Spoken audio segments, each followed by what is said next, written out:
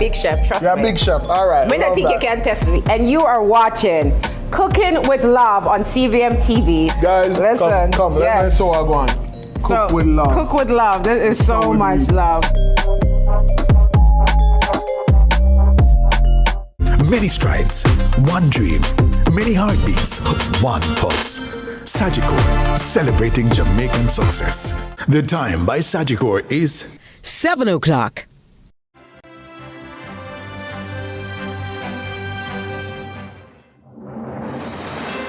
Coming up in CVM News at 7, Cherry Tree Lane massacre victims remembered during Bonfire. OUR orders JPS to cut September bills amid bill hike controversy. JTA president urges leaders not to play politics with education. And in sports, Jason Da Costa saddles 300th winner at Caymanas Park.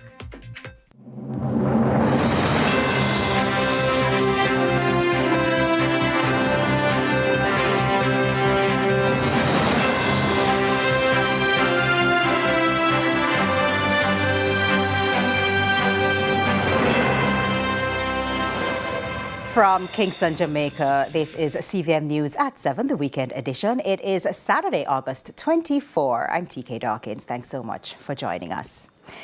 The Cherry Tree Lane community continues to grieve as they mark nearly 2 weeks since the devastating shooting that claimed 8 lives.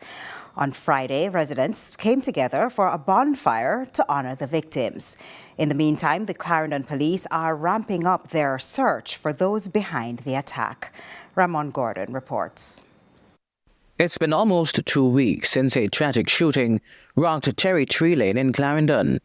On that fateful evening, gunmen unleashed bullets at a local birthday party, leaving 8 dead and several others injured. In a display of solidarity and grief, residents gathered Friday for Bonfire to honor the lives lost. The event provided a space for collective mourning, but it also offered a chance for the security forces to give an update on the matter. So far, we've gotten persons charged and are before the court. And I'm just asking that the support still continues. The Clarendon police are intensifying their efforts to apprehend those responsible for the August 11 massacre. Superintendent of Police Shane McCullough confirmed that while 2 primary suspects have been charged, the police are actively pursuing additional persons of interest. We have intelligence which suggests we will follow and we continue that type of pursuit until the culprits them, everybody who involved in this type of wickedness, face what them supposed to face. You understand me? McCullough says among the top priorities is restoring a sense of peace in the community. We feel everything. I can tell you that came here the night and the images are real. You understand me? Because there should be nowhere in Jamaica where people cannot come out in them front of them yard. Because basically, this is the front of your yard. You understand me? It shouldn't be something like that happen. And we don't want anybody to continue to live in fear. At least 1 suspect has been killed in relation to the bloodletting. The event follows another recent mass shooting in Point Hill, St. Catherine, where at least 7 people were shot, 1 fatally.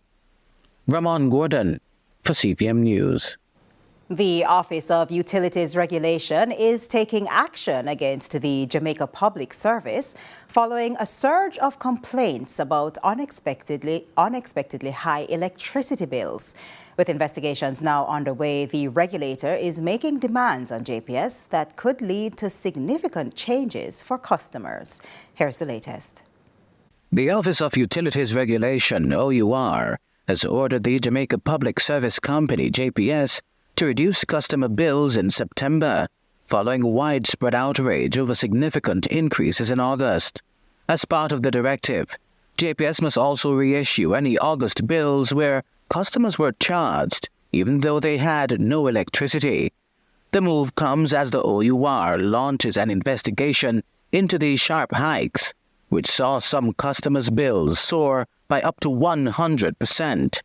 Energy Minister Darrell Vaz had earlier called on the OUR to extend its oversight of the JPS, especially after the utility company increased its fuel charge without notifying the regulator. If this is so, that is unacceptable and raises questions about JPS's compliance with provisions of its license, and it also raises serious questions about the OUR's level of vigilance. Under law, the JPS is required to submit monthly calculations of the fuel rate to the OUR for approval.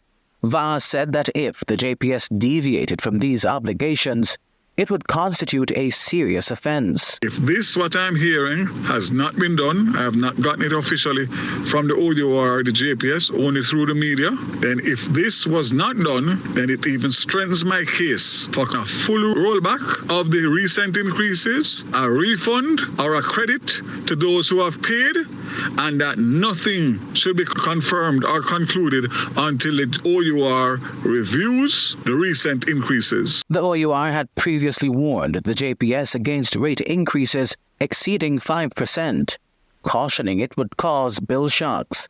Despite this, the utility company proceeded with the steep increases, triggering a wave of complaints. The OUR has promised to hold the JPS accountable and is urging customers who are dissatisfied to contact the regulator directly. Ramon Gordon for CVM News. Earlier this week, opposition spokesman on energy, Philip Paulwell, was adamant the government was not tightening its grip enough on the Jamaica Public Service and the Office of Utilities Regulation. He told CVM News there was much more the government and the agencies could do. Is the government at liberty or in a position to impose penalties on the JPS if it is not satisfied at the end of the day? No, OUR. The tables have turned. The government has come under heavy scrutiny following statements from the Energy Minister at a media briefing on Wednesday. Minister Darrell Vaz says the government is in no position to penalize the Jamaica Public Service JPS company. But that does not sit well with some. Opposition spokesperson on energy Philip Paulwell says the government must demonstrate power. What I've heard from the minister is really quite nonsensical. I would believe that if you are a shareholder, you must be assertive, you must be able to glean from the company when these emergencies arise and to be notified before so government can step in and offer assistance. However, desperate situations call for desperate measures, and Paulwell believes the government can apply more pressure on the Office of Utilities Regulation, OUR. I think there's a lot to be desired in terms of the function of the OUR. And that's the reason why I had initially proposed to the government a different scenario for regulating a utility when you have a major crisis like a hurricane. I think different provisions would have to be done to enable a regulator to treat with emergency situations quite differently. And in return, he contends the OUR has the power to pressure the JPS. I believe, apart from the suggestion I've made in relation to emergency situation where you'll have another body that will regulate utilities, I don't believe that it is sensible for the minister to start talking about restructuring of the OUR. The OUR must do its work. And if the OUR is not doing its work, then the personnel there will have to be dealt with. But the law gives the OUR sufficient power to regulate the company now. And there's no reason why it cannot say to the JPS go, hold these bills until we investigate. Paulwell says Jamaicans now have other options. It's the distribution aspect that's holding citizens back. The monopoly is only in relation to the distribution, but anybody can generate. What we are trying to get, and I think the government needs to move quickly because it has an opportunity with the license coming to an end, 2 years' time, to get other concessions now. So, for example, enable communities to organize their own electricity system and be able to distribute within their communities. Those are things that need to happen during this phase of renegotiation. Trisha Gay Kelly, CVM News.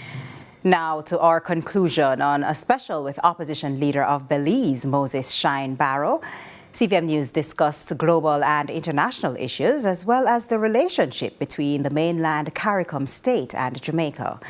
Moses Shine Barrow is no stranger to the global scene, and he has traveled all over the world as an ambassador for hip-hop music. He now sheds light on his own global outlook for Belize in the international community. In our final installment of CVM's exclusive with Moses Shine Barrow, we talk foreign policy, clearly aiming to refine his foreign policy chops on this shadow diplomatic mission to Jamaica. It's hard to talk global affairs without discussing the ongoing Israeli-Palestinian conflict. For Barrow, it's an even more relevant conversation as he is a convert to Judaism, who at one point took the Aliyah, the traditional return for Jews back to their homeland in Israel. Barrow declares himself a centrist on the matter. I am in alignment with most reasonable people that appreciates Israel's right to defend themselves, but also appreciate the people of Gaza, the people of the West Bank. They have a right to self-determination, and they have a right to humanitarian aid.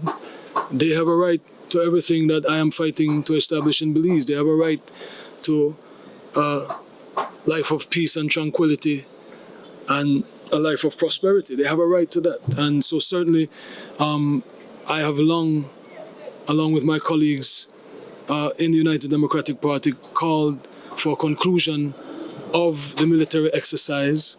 But also there has to be a conclusion to the platform of Hamas to destroy Israel.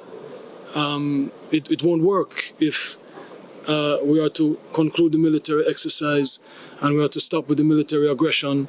It won't work if missiles keep being targeted at Israel. It won't work if people keep breaching the barriers of Israel and slaughtering thousands of their people. The Belizean government, as recently as May, backed a UN General Assembly resolution to support membership of Palestine as an observer state, in the which would grant them more privileges within the UN system for self-advocacy and diplomacy. And you can see our full feature on our social media platforms at CVM TV News. Newly minted JTA president and principal of Monroe College, Dr. Mark Smith, is issuing a series of charges to education stakeholders as the nation grapples with retaining teachers in local classrooms.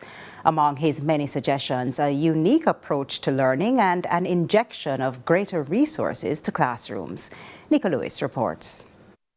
Not only is he a radical thinker, but he is known for his fresh critique of the PEP exams, which he describes as GSAT on steroids.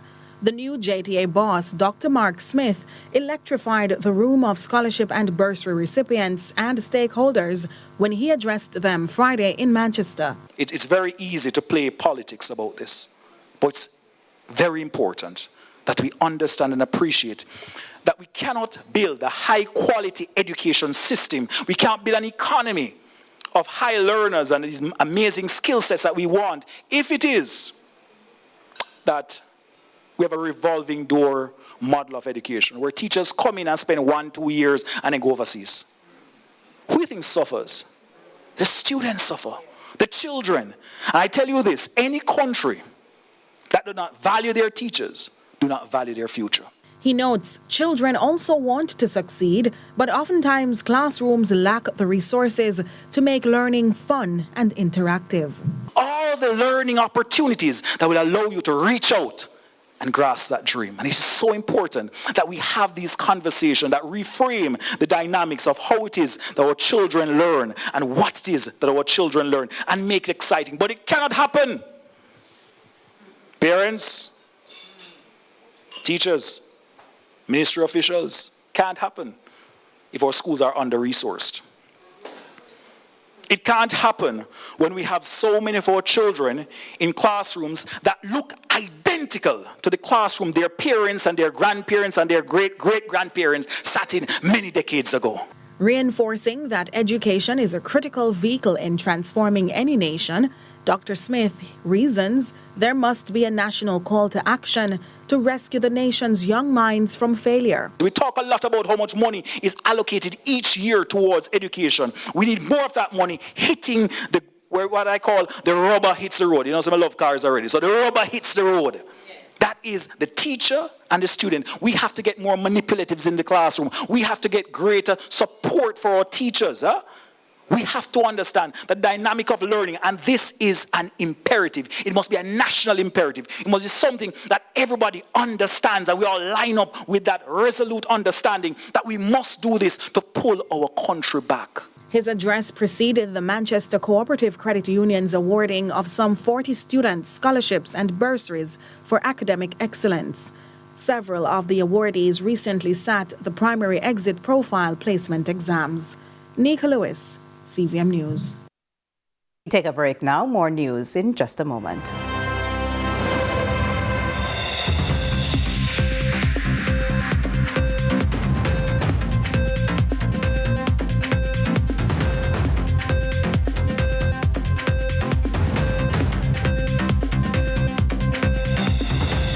Go show them my way of justice. I'm abused. I need legal advice. I don't deserve this. The truth of the matter is, justice there for all of it. The Ministry of Justice has trained more than 5,600 persons in restorative justice practices. More than 200,000 victims have been supported by the victim services. Legal aid has reached thousands island-wide. Make we talk it out, not fight it out. Call 888 Justice today.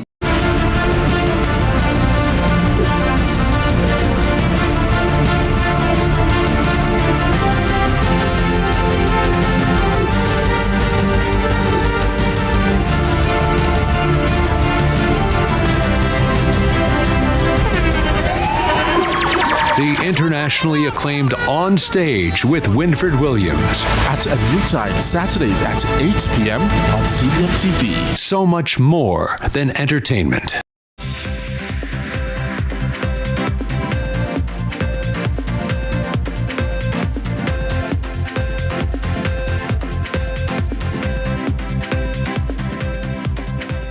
Welcome back. Thanks for staying with us. One local private health service provider has been forging a partnership with experts in Cuba to allow disenfranchised Jamaicans access to more affordable local health care. And though the entity is making history in more ways than one, it plans to engage the diaspora in the push to help with skills and knowledge transfer. The Cubans are coming, and in growing numbers. This week alone, 6 Cuban doctors, including oncologists and nephrologists, began their work on Jamaican soil at a private medical practice seeking to make healthcare more affordable to the average Jamaican. The truth is, you have one local doctor here already. The idea is to bring the best of the best from Cuba who will be able to offer training to our own local doctors. These are guys who are consultant level staff. Some of them are professors. And of course, they can provide training to our own Jamaican doctors. Most of our doctors, when they finish their senior house officer training, are preparing to do their U.S. exams or the Canadian exams to leave our country. So there's really no guarantee that they will be staying here to help us. They're among the first to tap into the market as a private medical entity, but the Cuban ambassador suspects more such partnerships will be forged in coming months and years.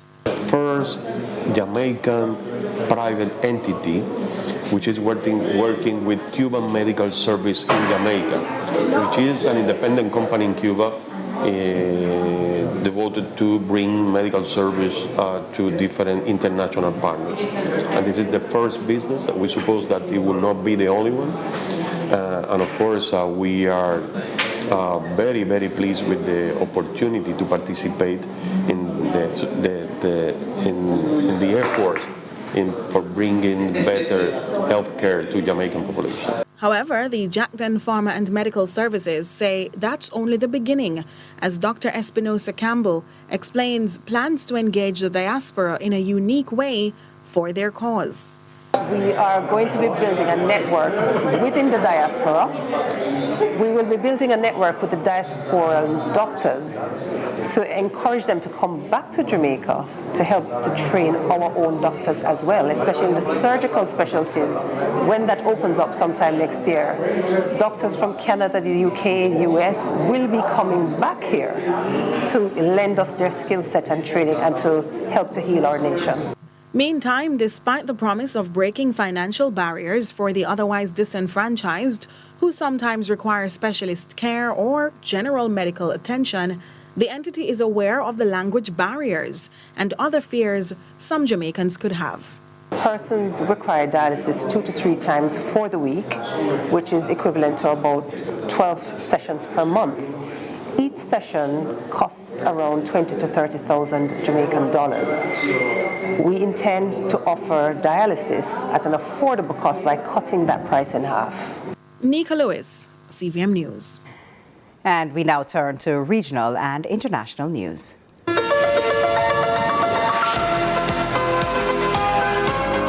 We begin with news in the region. In Guyana, Attorney General Anil Nandlal introduced the Deceased Persons Estate Administration Amendment Bill 2024 during the last sitting of the National Assembly, and ahead of any debate on the bill, the Minister of Legal Affairs has sought to clarify the nature and purpose of the changes to the law. Here's Newsroom Guyana. Under current law, when an individual passes away, their assets are placed into an estate. The management and distribution of this estate typically require a legal process. If the deceased left a will, an executor must apply for probate to manage the estate according to the will's directives. If no will exists, a person must apply for letters of administration to manage and distribute the estate's assets.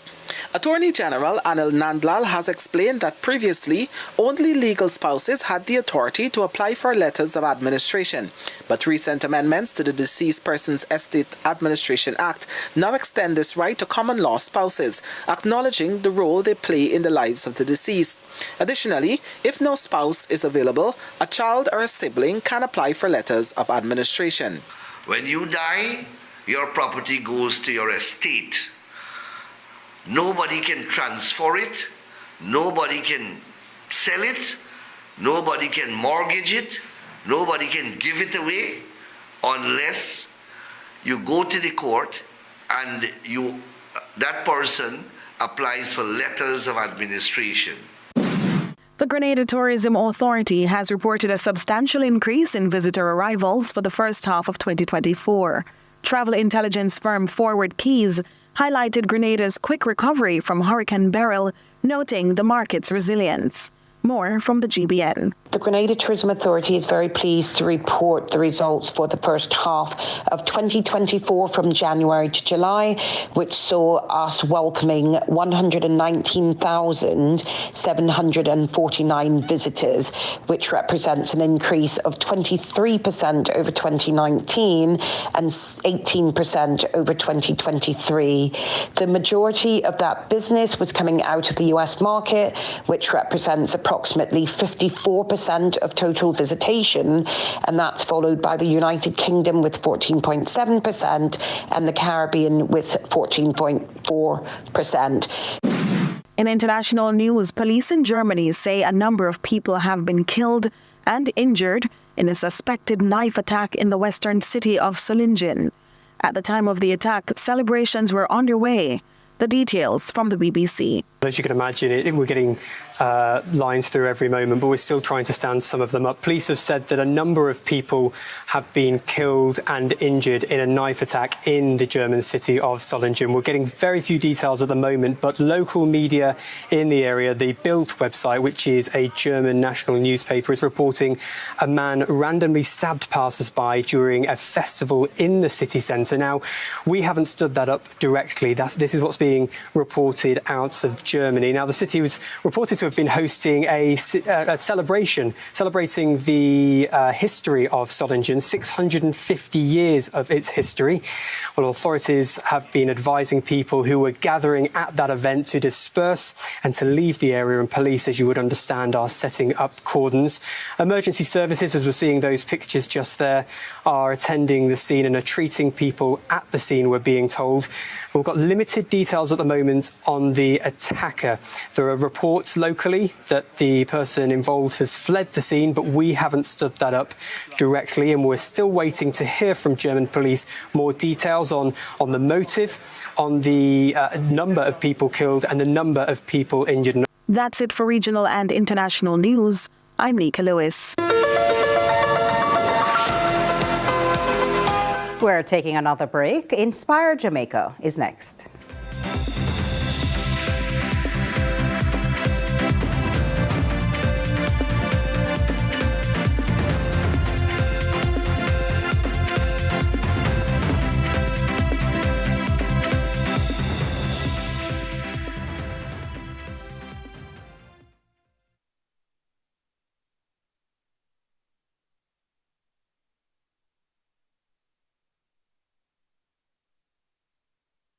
Star restaurant over here. Radam.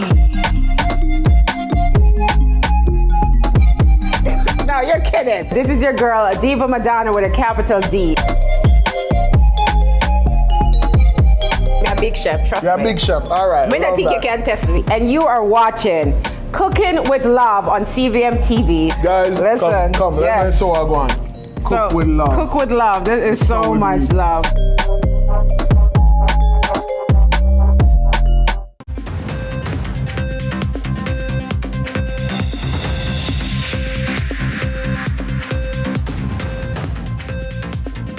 Welcome back. Parental support is crucial, especially when a child's development doesn't seem typical. It's often the parents who first recognize when something might be wrong and take the steps to seek help.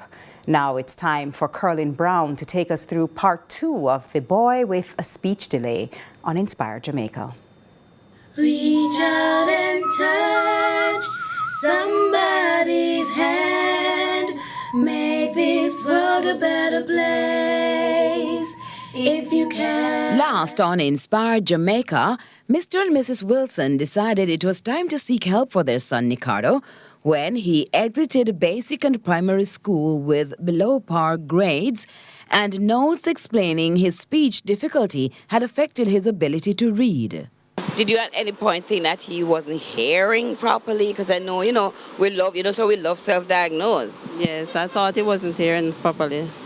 And I took him to the hearing center. And they did all the checks. And his hearing was okay.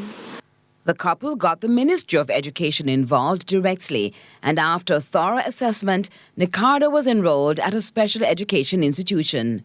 But then he got sick and end up at children with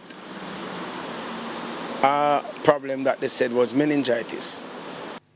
A high fever and seizures were his only symptoms consistent with meningitis, a condition that can develop suddenly. He went in and out of seizure. They have to tie him down on the bed. And the doctor said, I'm going to lose my son, my last man. So I asked the church to go down on the knee. Why did the doctor say you're going to lose him? Because the doctor said that his brains is swelling and it's going to touch his skull. And once it touches his skull, he's going to die. Well, the prayers were answered, and that child with speech issues sang his way into the hearts of the doctors and the nurses. God will take care of you. That was hymn 99 in our church hymnal. Were you amazed that he actually used that song to communicate? Yes, and the words are powerful, especially when he was sick and in the hospital. That we got a lot of encouragement to him that he will get better. How were you as a family dealing with him not talking? Well, his siblings are very accommodating. He was very happy to resume school at 7 years old, but with the understanding he may require surgery for a tongue tie. Within the first term I saw I couldn't believe it. The difference in his report, 180s. That school, I can't recommend that school to anybody. Ricardo made a big leap from a docile posture. God will take care of you. You know, when you hear the phrase, the cat got my tongue, it means you're at a loss for words. But guess which animal was part of the first conversation between a boy who wasn't talking at 9 years old and his family? It was about the cats. It was about the cat. Yes, because he loved cats.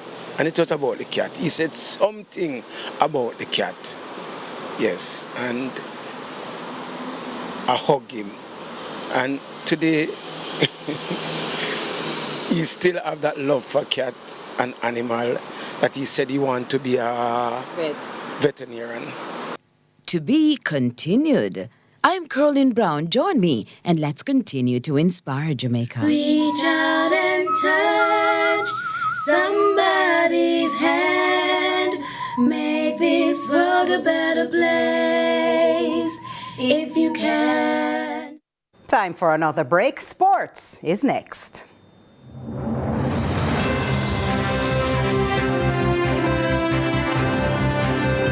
It puts you in a good mood. Every moment we share is finger licking good. The time by KFC is 7:30.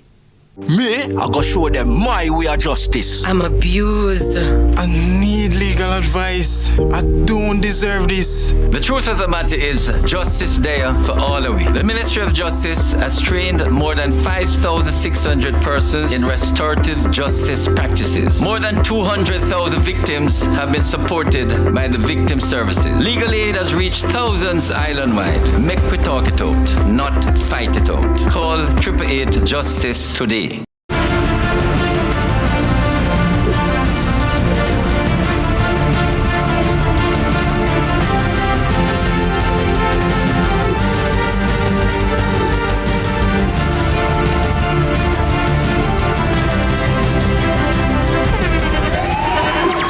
The internationally acclaimed On Stage with Winfred Williams. At a new time, Saturdays at 8 p.m. on CVM TV. So much more than entertainment. 5-star restaurant over here. Radam. No, you're kidding. This is your girl, Diva Madonna with a capital D. I'm a big chef, trust me. You're a big chef, all right. I think you can test me. And you are watching Cooking with Love on CVM TV. Guys, listen, come, let me show you one. Cook with love. Cook with love. This is so much love.